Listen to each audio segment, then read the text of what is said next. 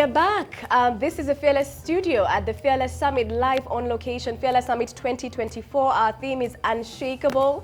And with me is a gentleman who truly looks unshakable. His name is Matt Millar, and he's a Global Operations Director at NewThing. Matt, let me start with hi. Hi. Karibu, Kenya. Asante. What's NewThing? Yeah, thank you. NewThing is an organization that we are catalysts for movements. Right. And so we are a training and equipping organization that helps churches basically we give them a new operating system. A missional, movemental operating system where we're helping them to multiply disciples, leaders, churches, networks, and movements. For us, those are the 5 components of movement. Okay. And so if we're not first and foremost creating a foundation of disciple multiplication, then we'll never get to movement. And if our disciples aren't becoming leaders, and then leaders that are multiplying other leaders, we'll never get to movement. And if those leaders aren't starting communities of faith, churches and missional communities, then we'll never get to movement. But if we're repeatedly and constantly multiplying disciples and leaders in churches, then we'll have networks of churches and then be able to understand how to sustain the movement. And so we train cohorts of churches together around the world to work towards movement. I hear you, Martin. That sounds amazing. Somebody probably listening to you and wondering, why movements? Why is movement necessary? I mean, we can just be in a cozy church. We can know Jesus, then wait for him to come and then go to heaven. What's the big deal about movements? Yeah, it's a valid question. Yeah. It's a question that makes my skin itch a little bit Okay. because of how passionate I am about movement and mission. But the Great Commission, Jesus started with go. Right. And so if the church isn't going into the world, if the church isn't reaching people who are far from God, if the church isn't bringing heaven down to earth, then we're not actually being the church. A church that's just sitting together in being cozy and comfortable in their own church, you can do that at a pub. You can do that at a community center. You can do that anywhere you want to. But within the church, it's a church that has to be going. It has to be outward. Now, there is the place where we are together and we worship and we praise and we read scripture and we go deep together. But it has to be this balance of going deep and going wide. Yeah. One without the other is a dysfunctional church. And so we need both of these components. And so for me, too often, especially the context that I come from, which is the US, though I've been in Kenya for 10 years, we have a lot of churches similar to this in Kenya as well. The majority of the church is too comfortable in these places that I've been. Now there's places like I've been in Pakistan and I've been in Ukraine and I've been in other places where war is happening, things are happening. The church is much more go, go, go because of the persecution and some of the other challenges that they face. But widely around the world, in countries and places where there's some stability, the church just sits back too apathetic and we forget that there's so many people who are far from God that need to hear the gospel. Wow. So, as we actualize the Great Commission to go, as you've mentioned, the African context is peculiar in many ways. One of the ways is that it's highly youth-centric. It's, 70% of the African continent are millennials and Gen Zs. And in recent times, we've seen the Gen Z generation coming up and speaking out against injustice, for example. And oftentimes, we've had people talking about, is it a demographic dividend or a demographic curse? I believe it's the former. It's a dividend for sure. In your view, how do we leverage on the numbers of youth with all the agility, with all the youthfulness that they bring towards movement building? So good. I'm a disciple of Bishop Oscar Mareyu from Nairobi Chapel. Right. And so when I first came in 2011, I was on staff with Chapel for a number of years and then planted churches with Chapel. And we had a conversation as a pastoral team a few years ago about what are the 5 smooth stones of the African church. Right. We were looking at the, King Saul and David didn't try and put on Saul's armor, it didn't work. And so the conversation was about, the center of Christianity going from the American Western church to this global South and specifically Africa.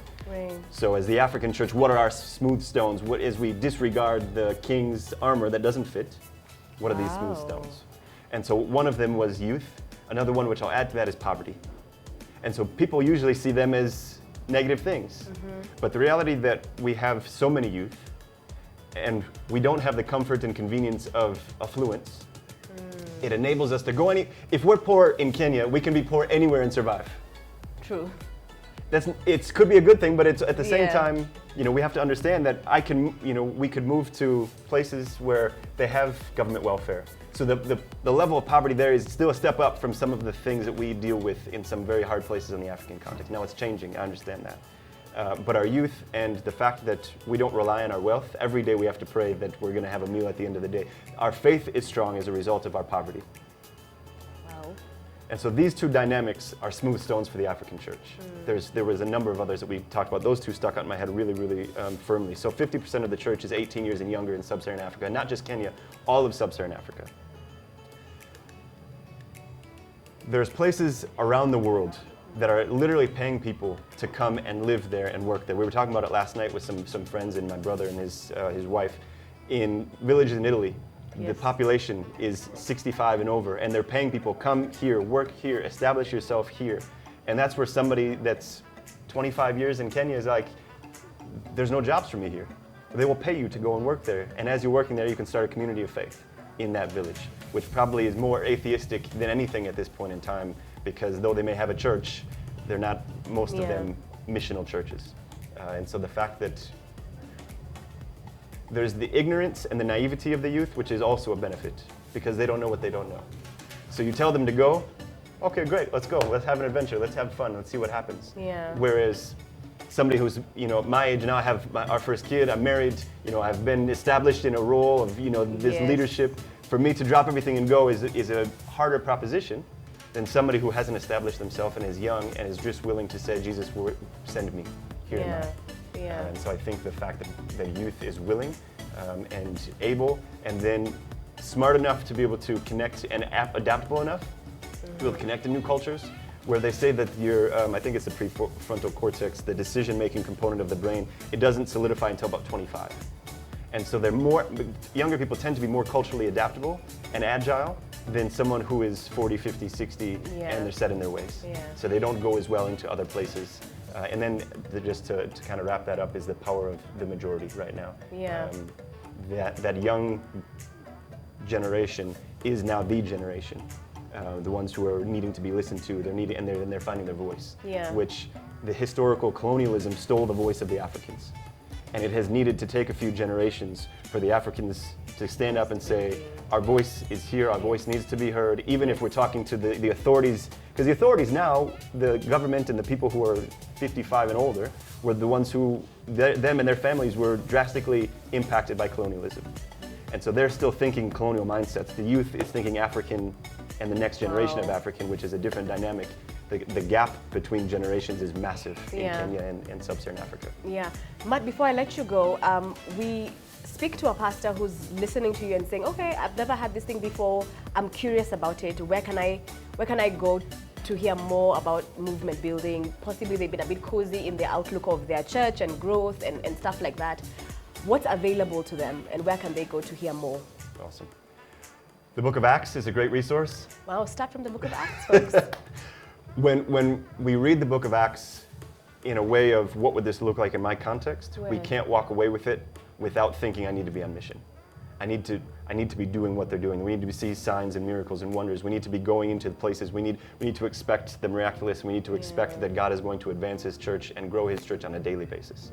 When we get too comfortable, we don't like reading the Book of Acts because it's a triggering book, because it shows us that we're not doing those things. And then so what we do is we justify and we say, that was for them, but not for us.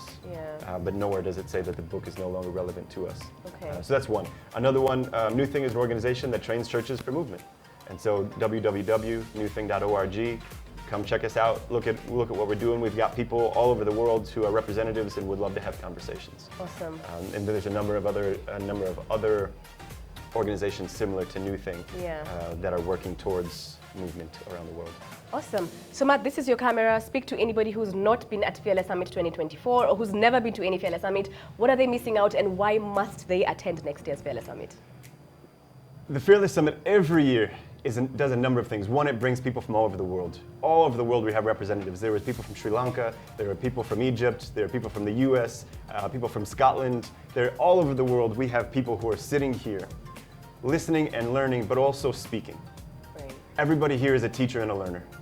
And there's this community of faith. Something happens when we come together, not just to worship, but to sit and break bread together and have tea and have coffee and hang out and make new friends and develop strength in older friendships. And so this communal spaces allow us then, to your question earlier about what is a resource for us thinking movementally, get with people who are apostolic and dream big. This is a place to do that. You get to sit at the feet of Pastor M and Apostle Mose and so many other wonderful apostolic leaders who are thinking well beyond anything that they could do because they're thinking in a sphere that is only God. There's this God sphere that they live in. And these places allow us to be inspired and triggered to do more for Jesus because He's designed to do more through us. And so Fearless Summit 2024 has been so good. Even just today, this morning, there's so many wonderful speakers. So there's so much knowledge and intellect, but there's also the faith building and the relational component. And these are the things that continue to inspire us and motivate us to serve Jesus, even and especially when it's hard. Awesome. There you have it. Fearless Summit is a space of learning and teaching. I absolutely love that. And if you've missed it, next year this is a plug. So be here next year, Fearless Summit 2025. Thank you so much, Matt, for your time. Thanks for having me. Thank you.